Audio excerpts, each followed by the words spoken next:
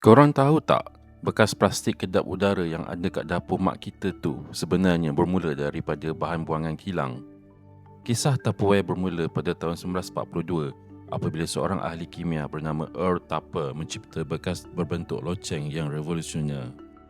Tapi, pada awalnya, produk ini tak laku di kedai biasa sebab orang ramai tak tahu cara nak guna penutup kedap udaranya yang unik itu.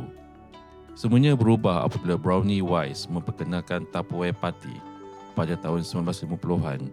Strategi jualan dari rumah ke rumah ini sangat berjaya sehinggakan pada tahun 2013, Indonesia menjadi pasaran terbesar Tupperware di dunia, mengatasi Jerman. Walaupun jenama ini sangat ikonik, mereka terpaksa memfailkan Muflis pada September 2024 akibat hutang yang tinggi sebelum diambil alih oleh pemilik baharu. Ini sejarah 1 minit. Like, share dan subscribe untuk lebih banyak kisah menarik.